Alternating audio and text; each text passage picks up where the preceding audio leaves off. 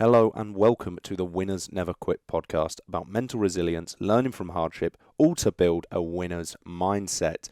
Hosted by myself, Jack Jarvis, and if you could like, follow and subscribe to the podcast, I would really appreciate it. Today I am joined by Ojie Edoburun.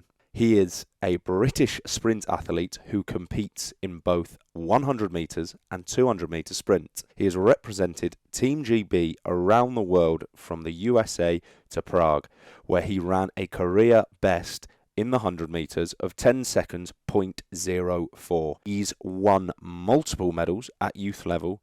He was a British champion in 2019. And in August, he added a Commonwealth gold to his collection, coming first for England in the 4x100 metre sprint. And he joins me now. Hi, mate. How's it going? Yes, I'm good, man. Good to see you. Mate, good to meet you. Really appreciate you coming on the pod. And we start every pod the same. How do you define winning in your life? I think winning in my life is making sure I'm in a better position than where my parents were. I think when they first came to this country. I think that's a big thing, kind of showing progression of generations. So that might look like sport right now, but it could be something else in the next few years. But I think it's just about creating a platform for the generation to come after me in my family lineage, and I can contribute towards that in a good way. Yeah, no, I like that answer because unfortunately one day sprint it is going to come to an end. I give myself about 6 years and I'm done. To be honest. I'm getting tired. Oh, mate. So you talked about your parents there. Let's run it way back. Tell us about your childhood, mate. Childhood, grew up in North London, Edmonton to be precise. Pretty much, do you know what? It was a decent childhood. I had to learn quick. I had to be street smart naturally where I was growing up. Great friends, great demographic. Like sports was a big thing. Sort of growing up as well. Like did all sports, which was good. Football, running, basketball, even netball. Sometimes I'd do everything I could. I was really on sports. Really close family. Really close family unit. And I think it was okay initially. It was not too bad. Okay, so what made you decide netball's not for me? Well, mainly because it's a girl sport, so I don't think I could. But you know what? I liked like the precision, discipline, because I was so fidgety. I always wanted to run with the ball. So to be honest, I'd probably foul out a lot anyway. But then when I got a bit older, I kind of moved over to basketball. Yeah. Which was good for a bit, and then I wasn't tall enough. So I remember we had I think it was trials of England actually for the under 12s, 11s, whatever it would have been. And I was decent, but height was a big thing. So I didn't end up being able to progress on. So just ended up chasing football as you do. Got to year 9, I was like, I'm kind of shit at this. So. Not shit, but he wasn't good enough to don't worry, I've got 2 left hands, mate. Yeah. For feet, mate, I'm awful. That's always the dream, right? You want to be a footballer. And then when that didn't work, running was just still the sport that was really natural to me. And everyone's kind of like, look, you're really fast.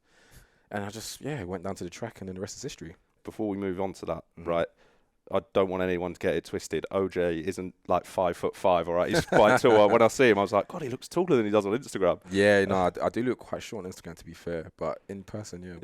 A bit tall, mate. Mate, as long as you're over 6 foot, do you know what I mean? Yeah, it's not bad. I think I'm scraping 6'2". I'm having a fight with 6'2" right now. I'm trying to get there. Yeah. No. I think I'm done growing, to be fair, at the same time, but I don't know. By the way, it doesn't matter if you're under 6 foot, okay? I love everyone. So, you said running. What was it, just because football wasn't sort of progressing how you would have liked? And like you said, you were fast. What drew you to athletics and sprinting? I think obviously initially it was kind of just like a consolation prize, if I'm honest. Like, okay, well, I can't do football, but I still wanted to keep up with my friends who were kicking on to the next level. And I was like, I wanted something of my own. Like, okay, well, I'm doing this.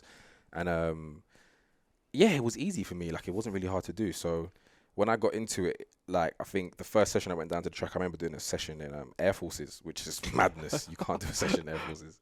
And obviously, when I got there, I saw though it was a group of individuals, there was still a community, same demographic people that looked like me. And I was like, you know what, I like this. And I just fell in love with trying to, learn a sport as quick as I could. And I think that probably contributed towards me making progression so early on in my career, to be honest. You touched on there, you said people that a demographic that you liked, they looked like you. How important is that because you touched on it as well, Yeah. next generation. How important do you think it is to have role models that people young lads, young lasses can relate to? Really, really important. It's something that I feel like the older I'm getting, the more I'm realizing what I didn't have, and I'm like keen on trying to replace that as I get older. So I feel like, like my friendship group is literally like the most multicultural group. Like I've got Asian friends, I've got Turkish friends, white friends, black friends, African friends, whatever.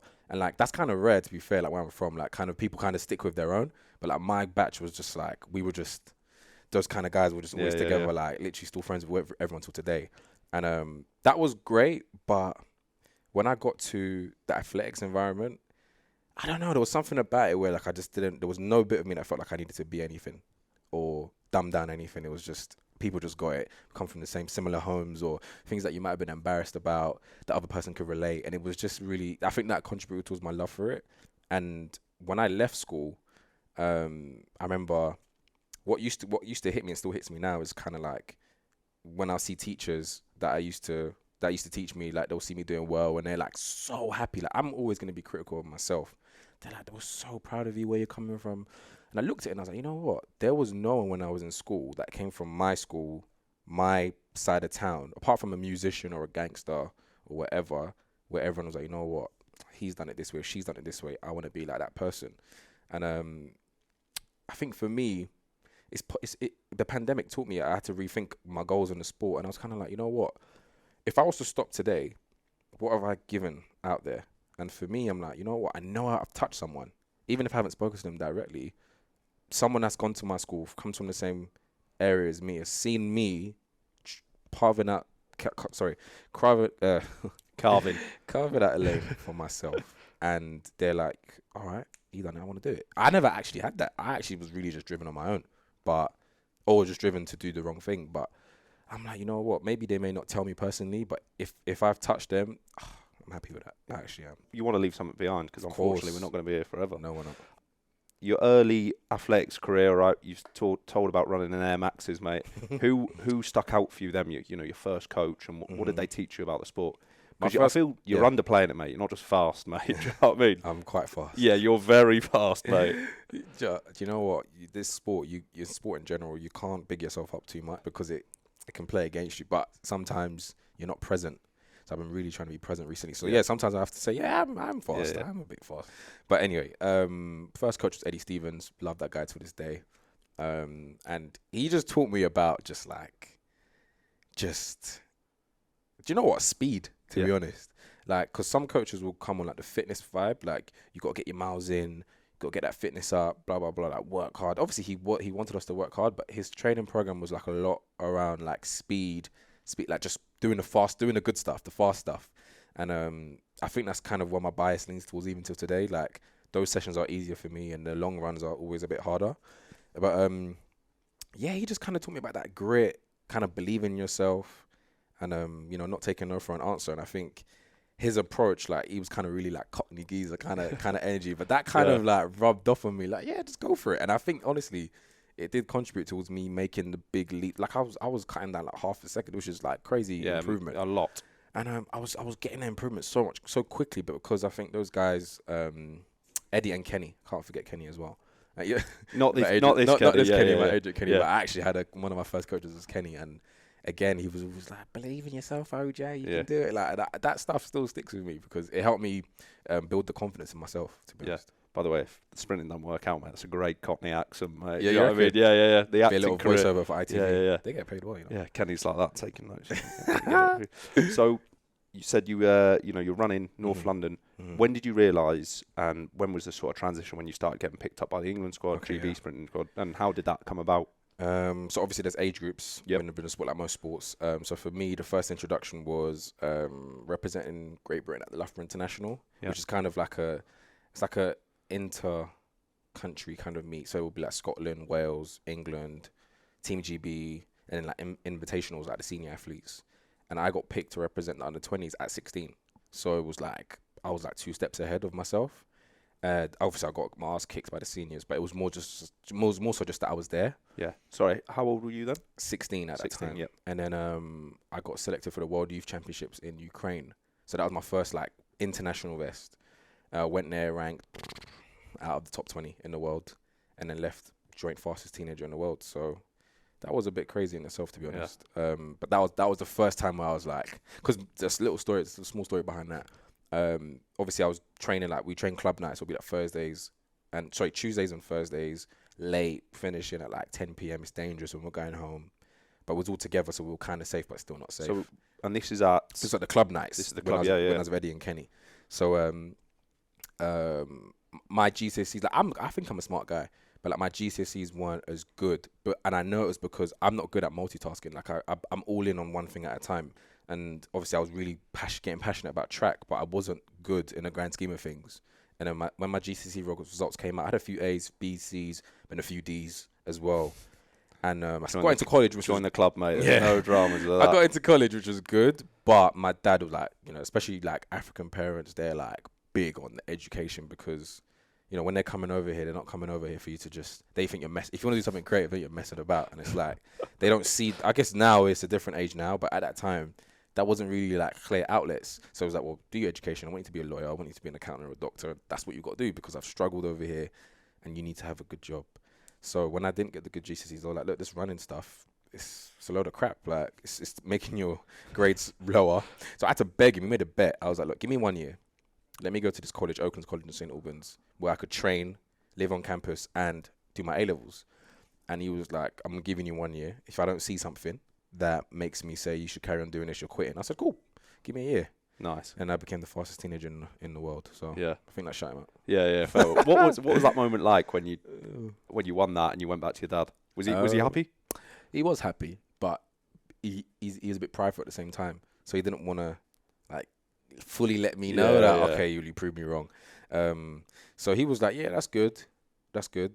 But you need to do more. Yeah. And then it became like another thing. Well, you need to be the best. If you're going to do this, well, you need to be the best or else there's no point. Yeah. And he told me that even last season, if you're not going to be the best, mate, this is a waste of time because you could be doing X, Y, Z. So he's me and him are good friends now. And it's like, he's a realist. He's a realist. As much as he's an optimist and he'll encourage me, he installed that reality into me. Like, if you're not going to be the best at something, like you literally could go do something else and you would flourish at that. So if you're going to do this, put your all in it. So yeah, he gave me my props, but they were short-lived. It was on to the next. Like, okay, well, you need to be X, Y, Z next year. Yeah, don't worry. I think that's just dads. I think that's just dads. Yeah, just dads. I reckon I'll probably be like that. Yeah, mate. Kids, yeah, 100%. But no, it's interesting you say you have that bet with your old man. Mm-hmm. So I don't know if you listen to the High Performance podcast. Yeah, I actually do. You listen to the one with AJ Tracy?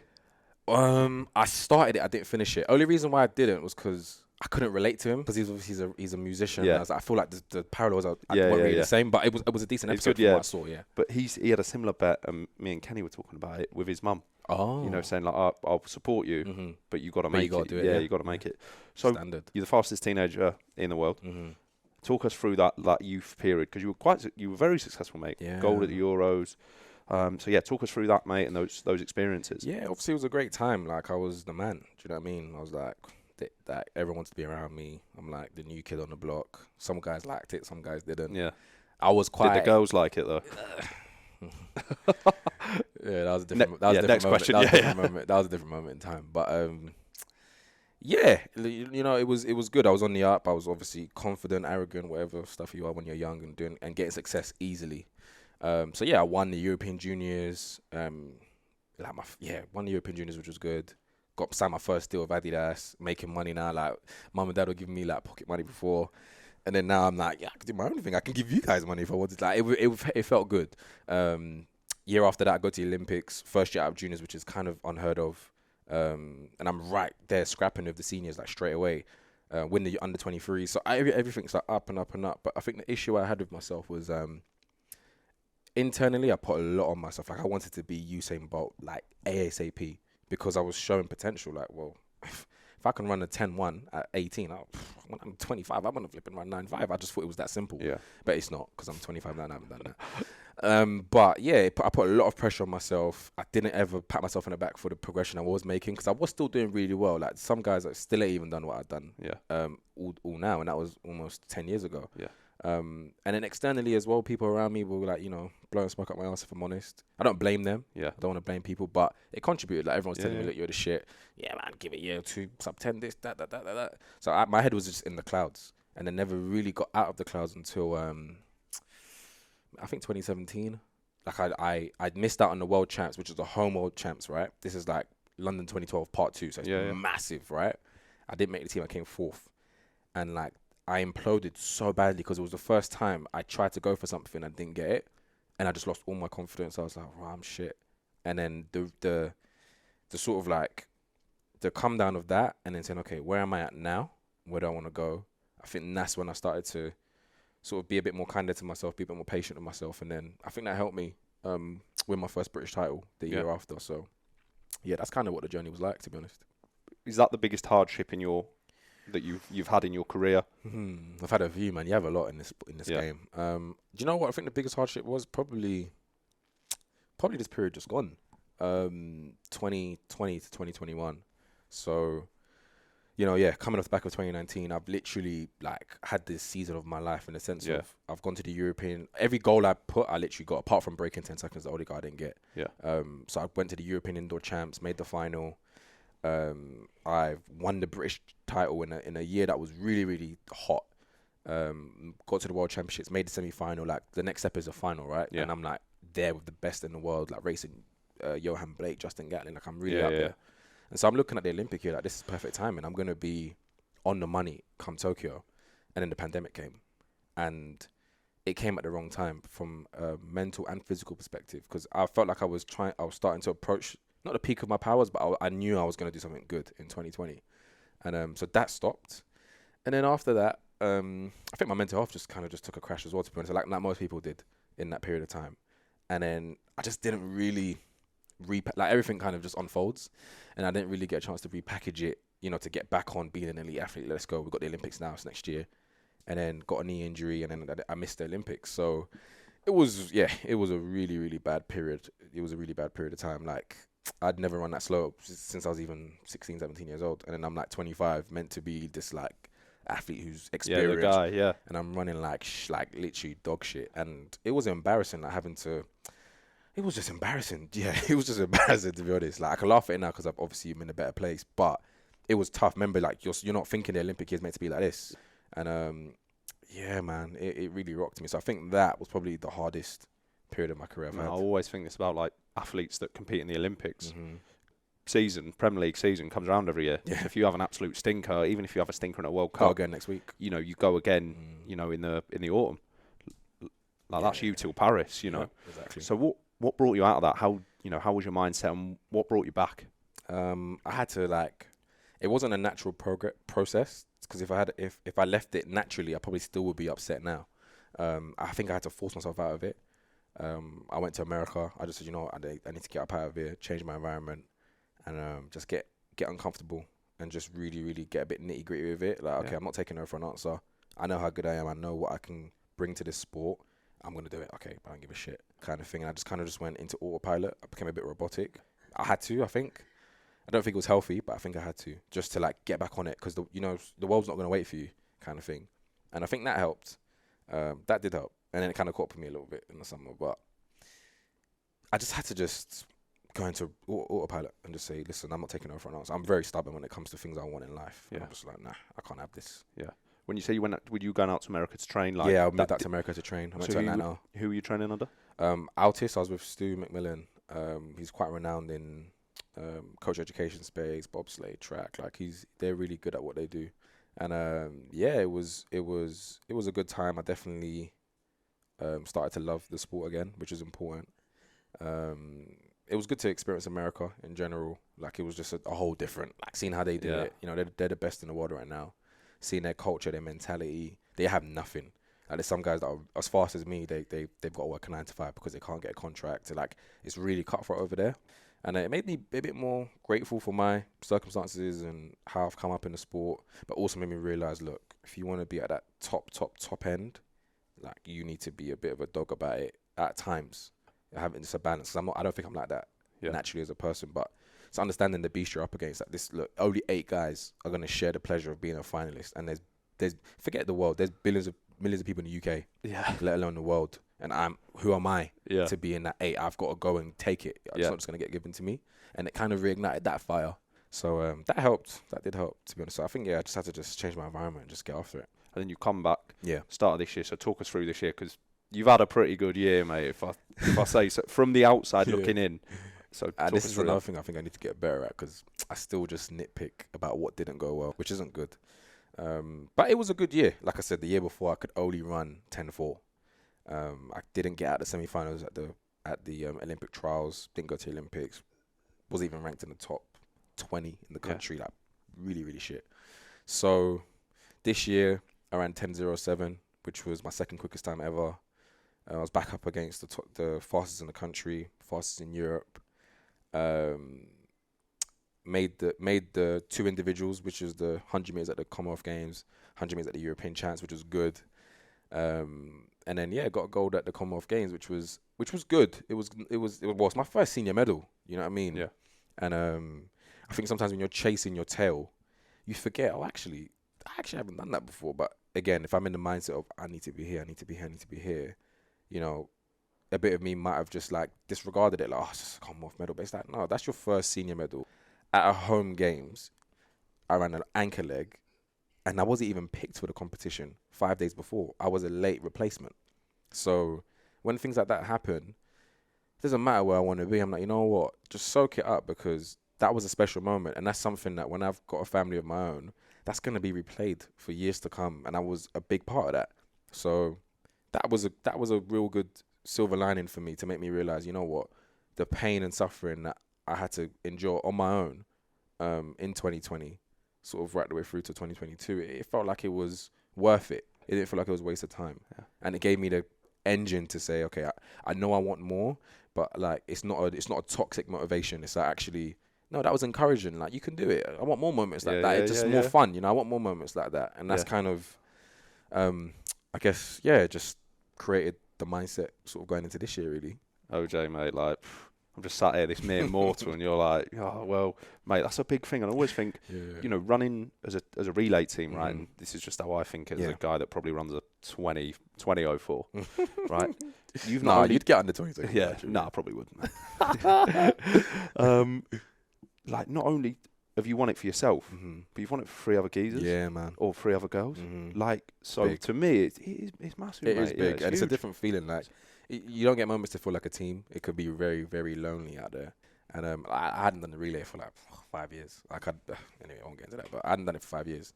And to come back into it and just sort of, it was just a different dynamic, like a different type of pressure, but a fun pressure. The crowd. It was good. I'm not even gonna like sugarcoat. It was really good. Yeah, I really enjoyed myself. Another thing I do want to speak about the relay, right? So you go from a very individual sport to that team. You said you were a 5-day replacement, right? And I get anxiety, and I don't know about you, when I watch the relay and think, please do not. Imagine waiting for the band, mate.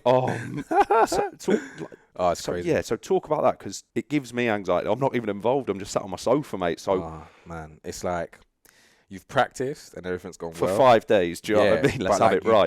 You hope it's going to go well, but you actually don't know. Anything can happen. Like, I've seen people fall over, pull their hamstring, like do something they've never done before in the race. So you can never get too comfortable, like, we'll win. You want to win, but you don't know. So for me, it's kind of like, I'm on the last leg. I'm kind of like doing emergency checks at each point. So the first leg goes, have they got it? Okay, cool. The second leg to the third leg, okay, all right, he's got it. And then I'm like, oh shit, okay, it's me next. I'm up next. I'm upside down. Looking at him backwards. So I can't really see properly. I've got all these other guys breathing like they're all ready to run away from me. So I want to keep up with them, but I've got to wait for the baton before I start racing them. And, you know, when then, do you know what the craziest thing is? You have all that anxiety and worry. And then in the most critical part of the exchange, that is when I actually felt the most calm, because I was in control of something. And I was like, okay, put your hand out, he'll get it. And as soon as I got that in my hand, the freedom that came after, I think it just played out in my running. Like, I was just free, bouncing down the track. I just thought, just keep your technique. And then I got to like maybe 5-10 meters out, and I thought, I'm a Commonwealth champion. Before I even crossed, I was like, fuck, I'm a Commonwealth champion. Got a gold medal. And then it was just a roar. And then after that, to be honest with you, I can't even tell you what happened after that. It was just a party in the stadium. It was nuts. So you get it. It's a very emotional race. Every race is emotional, but the relay has a different type of emotions for sure. Yeah, mate. No, I said thank you for coming here, mate, and joining me. But thank you for winning that for England, mate. No worries, proud man. English, mate. Yeah, proud no Englishman, worries. Proud It felt good. What motivates you to keep going? What's your big motivation at the moment? It changes, man. It changes because, you know, what used to motivate me when I was 16 was like, I want to be the fastest man in the world. I want to be the world record holder. And that used to motivate me for a few years. And then I haven't got the world record, have I?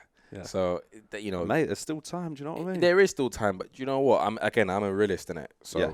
do I think I can run 9.5? I don't know, man. I don't know, to be honest with you.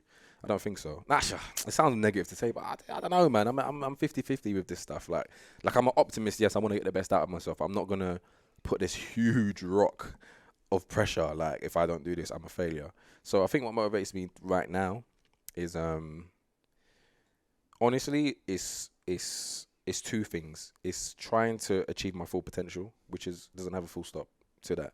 So that's exciting to wake up and try to find out what that is. And I think secondly, it's about using this gift I've been given to create a better life for myself when I'm done with the sport. And that kind of links back to family and, you know, them migrating over here in the 90s and all the things they had to deal with bringing me up.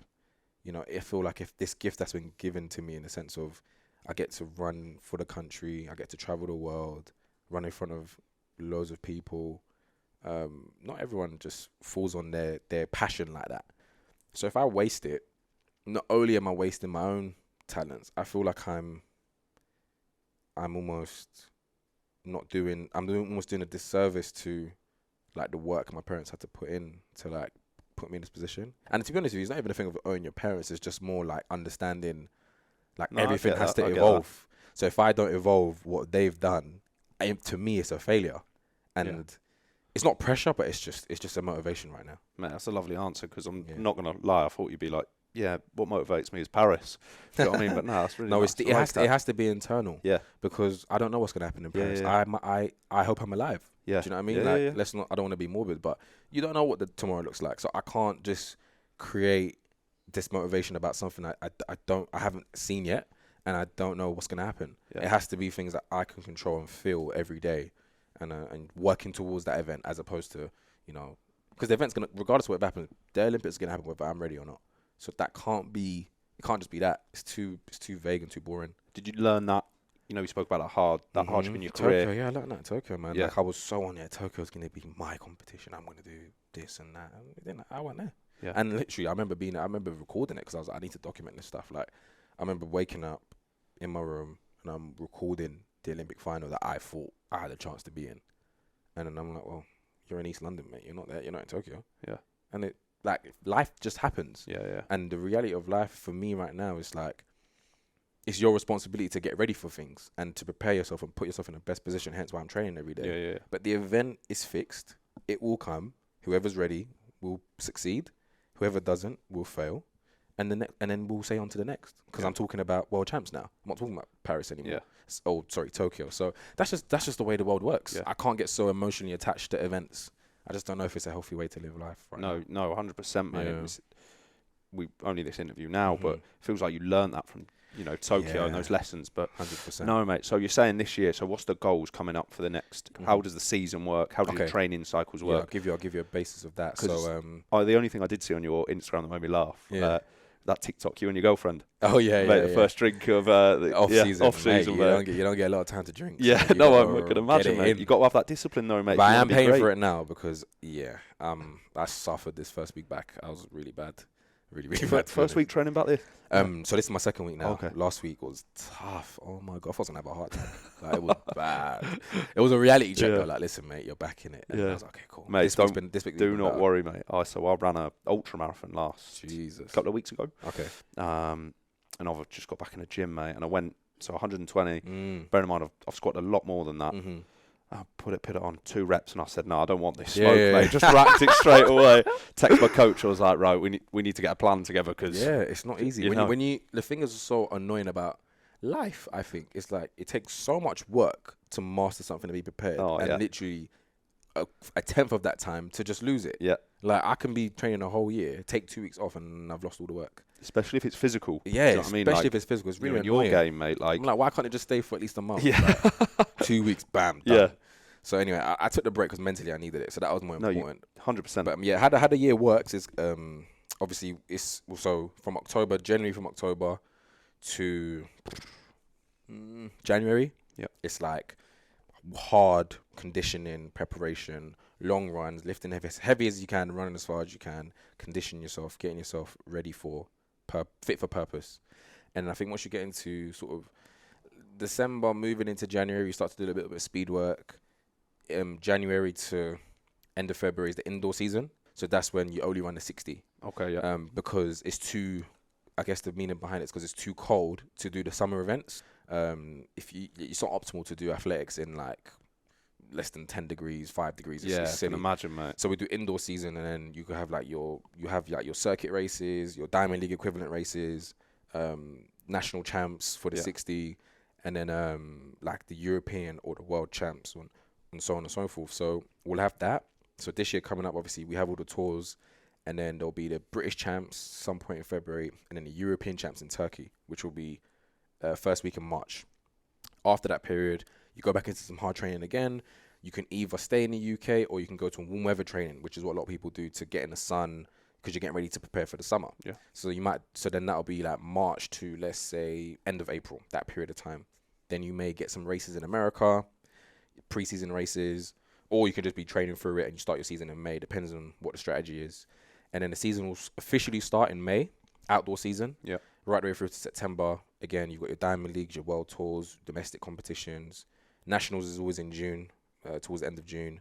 That is the competition that basically decides if you're going to go to championships or not. For us, you need to be placing in the top 2 in your event to secure automatic selection. And there's like 8 of us that are good. So it's a real fight. It's a real fight. And then after that, you go to the main championships. That could be World, Olympic, European, Commonwealth. Do that. What you do is what you do. And then after that, there'll be more circuit meets. There's a Diamond League final. At the end of the year, you race for a pot of 50k if you're lucky enough to be in that top 8. And then the season ends in September, and then you get drunk. And then you get drunk. You take your missus out a nice restaurant. Exactly. Live life a bit, and then you get right back in again and do it all over again. So that's all right. That's kind of how it works. So for me, this year I'm prioritizing the indoor season to try and work on my start. My start wasn't really good last year. Okay. So I really want to work on that first half of the race. And just give myself a good little platform of racing, being sharp, so that when I start the outdoors, I can hit the ground running. So that's kind of my thinking at the moment. So we're in the hard graft of it, which is the bit I hate, but it's necessary in order to necessary evil. Exactly, I need it so that I'm strong enough, fit enough to withstand racing. Every week, every 10 days, and how stressful it is when the season starts. Mate, I'm so happy you said that. Gold medal sprinter, yeah. Mm-hmm. And you to say, no, I hate these sessions. So one of my good girl mates, Tessa, she hates the gym. Yeah. She's like, she phoned me one day. She was like, where are you off? I said, gym, but I cannot be asked. Do you know what I mean? And she was like, what, you don't like the gym? I said, babe, everyone, do you know what I mean? Yeah. I'm telling you, athletes like OJ sat opposite me, don't like the gym. Mate, I get it. You got to go through that hardship, mate. Because the thing is, in training, it's not about like doing what you already know. You have to push it to evolve. So nothing can be comfortable in training. If it is comfortable, then you're not doing it right. You're just maintaining. You're just maintaining and you plateau, which it did happen to me a little bit in some other of my training setups. So you have to have the training session has to stress you. And unfortunately, if it doesn't, then it's for nothing. So that's why I don't like it. I just like doing speed work and racing. I'm a racer. I like to just compete. That's what I like. But as time's gone on, I'm like, you know what? In order for me to get to that paradise, I need to go through a bit of hell here. So I can appreciate it, and so I'm ready for it. More importantly, you say you love racing. Mm-hmm. Do you love the crowd? Do you love the added just competing? Yeah, or you don't. So you didn't bother you when it was like COVID. You might have been competing sort of. No, that was dead. That was dead. To be honest, that didn't help. But that's not my motivator. For me, it's like that's like an added like piece of artwork, and not to disrespect the fans because obviously they are amazing. Yeah. But that's not what gets me going. Yeah. For me, it's more like the egotistical competitive side of it. Like, you think you're faster than me? All right, let's see it, kind of thing. And that was what was kicking me on when I was younger. Obviously, you get older and you're racing like Gatlin and Bolt and this and they're kicking your ass. So you don't naturally, don't step to the line of Usain Bolt and say, see what you got, Bolt. Yeah, it doesn't really work like that. But in essence, that is still how I feel at heart. Like I still get on the start and I'm like, all right, let's put it to the test. Let's see what you've got. And that's what's made me want to go harder in training. Because I know I'm good at that. I'm good at not being scared to try it and go Yeah. and compete. And the times where I have been physically prepared, I've had good success in the race field. And but some people that they love training. They love training and breaking it down and overthinking it. And when I kind of moved into that mentality, like racing then became like an exam for me. Yeah. And I would run slow and I'd be like so lethargic because I'm thinking about every movement. And that's not what the 100 meters is. The 100 meters is first and foremost a race to get to the finish line first. After that is the preparation of it. But it's not preparation and then learn to compete. You know, you have to have that first. And then after that, it's about the technique and the conditioning and the mentality. And yeah, then you can streamline it from there. But if someone hasn't got that heart of a competitor to begin with, just forget about it. You're going to get eaten alive. Yeah, no, mate, you need to be a winner. Yes, winners never quit, of course. Get that plug in there. So, you said you want to focus on the 60 metres. Mm-hmm. What about a relay? Is that something that you're looking at for the next game? Cause yeah. Like relay is always a part of it. I think naturally relay isn't always like a priority for anyone, for a sprinter, because it really is a bonus event. That's how it should be. But sometimes, again, I don't blame people, but if you haven't had individual success, it is hard to kind of like, it's hard to still prioritize it when you're not getting anything from it. But if you know you can win a gold medal in a relay, it's easier to then actually you know what, I'm training for the relay potentially, right? I don't really knock anyone for that. So yeah, this year, we'll be at the relay practices with the boys, maybe in Loughborough, Lee Valley, wherever they want to do it. And we'll get prepared for the world champs. We've got some work to do for sure. So I feel like it'll be good. Will those 8 guys break down into that 4? Yeah, so do you know what? It's quite political, to be honest with you. It's not always the fastest people that run. Okay. Sometimes it might be who's better suited to what leg. Like, say, for example, I could be the fastest, but I can't run a bend, for example. Yeah. So someone else might do the first leg. I might not be the one that does it, or et cetera, or it's based on experience. Like, say, for example, someone comes out this year, they run super fast, but never done a relay in their life. Though they're fast, they're a liability for the relay because they have no experience. So, everyone's got mixed reviews on it. Sometimes, like in America, they'll just take the 4 fastest guys and you guys figure it out. And Jamaica's the same thing. And sometimes they have success, sometimes they don't. Yeah. With us, we've got more of like a system in place, which I guess gives you sustained success. But is it maybe challenging a world record? Maybe not. Yeah. But you don't always have to run the world record to win. Yeah. So in the ideal world, you want the 4 fastest people who are the most skilled at taking the baton, passing on the baton, and I think the day that happens, we're gonna do something crazy. Yeah, because we, as Britain and we're obviously good. England, we seem pretty good, mate. Yeah, like, we've got a good setup. Yeah, really and would you say that's because you go into the weeds a bit more rather than Like, there's a lot of like science behind it. Biomechanics around like the speed of the baton, and trust me, it's a lot. It is a lot, but it's paid off because we've literally been getting medals now at every competition since like 2017. Whereas before that, we were known for dropping the baton. There was a real bad reputation around the relay. But now, thankfully, like give thanks to I guess the coaches. They've done a good job of rewriting how we're viewed in that space. Yeah. So it's good. It's good. Mm-hmm. No, it's certainly something I'm proud of.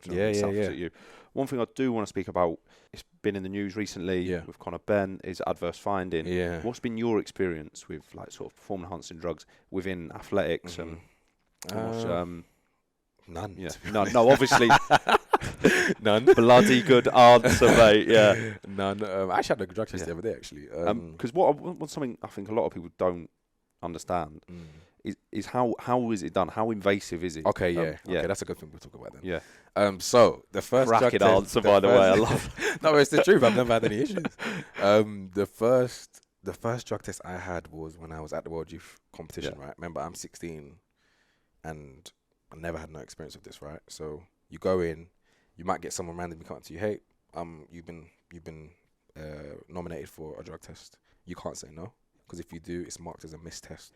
And if you get 3 missed tests, then you get suspended for a year or 2, whatever. Yeah. So so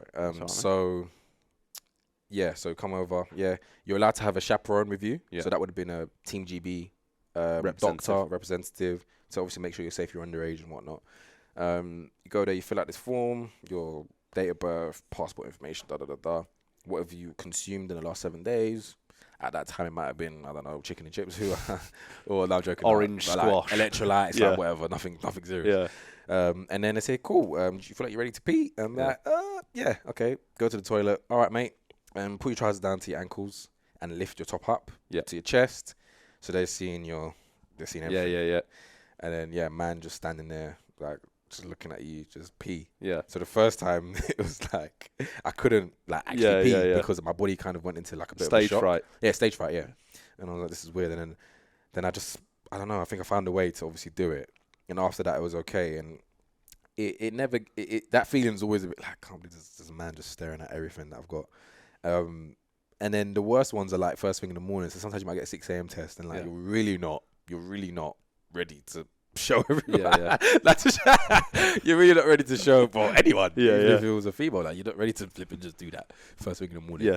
So I think that's what. I just get used to it. To be honest, I'm friends with them now. Like some of them have done me for years, and I'm like, yeah, you're right. That I will talk about things and whatnot. Yeah. And it's kind of just a routine now. Like my mum's like, make sure you update it because they come. Like she's obviously experienced it many times with me, and I'm used to it now. It's necessary. It's a compliment. Yeah. If people want to test you because it means that you're doing something good. If you're not getting tested, they don't care about you. To be honest. So I kind of look at it that way. And I think it's just about being responsible. I guess making sure things are informed, sport tested. Yeah. Blah blah blah. Like we get trained on this. Like so, it's nothing new. Like I've been doing this. I'm getting an education on this since like almost 10 years. So you know what you should and shouldn't do. So they do come around like your mum's mum and dad's gaff. Yeah. So I've got to have an app called Adams where I've got to like basically put in where I'm going to be at all times of the day. So where I'm going to wake up, where I'm going to sleep, where am I training? Because they can come to training and test me. Say for example, I say, oh, you know what, I'm going to come to yours tonight, we'll chill, whatever. Yeah.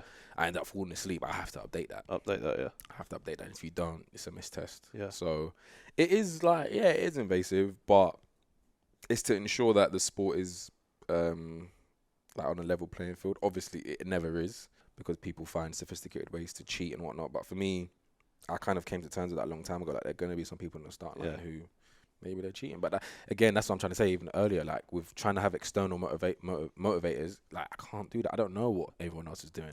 I can just focus on what I'm trying to do and whatnot. But that's kind of the basics of drug testing. Yeah, no, I appreciate you sharing that with us because like, obviously we get tested in the army, but it's not like that. Like, it's just, well, we don't have to take our pants around our ankles, mate. So I'm assuming you do it maybe yourself? Yeah, not yourself. So the way it'll work, they'll come in, you get taken to the toilet by like someone, like a chaperone almost, and you'll just pee into the pot and then spin it around.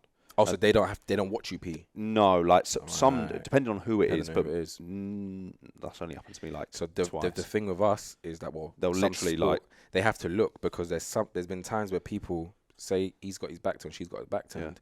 They've put different samples in. So I remember there was one example where like there was a guy who had obviously done that. He put like a female's urine in his sample. Come back. Hang on, he's pregnant. That's what happened. Hang on, you're about 6 months pregnant based on this. So you can't do that. There's so many people try to work their way around it. So they're literally like, mate, we need to see it come out. No, I get it. It's just invasive. No, do you ever hear about Mike Tyson?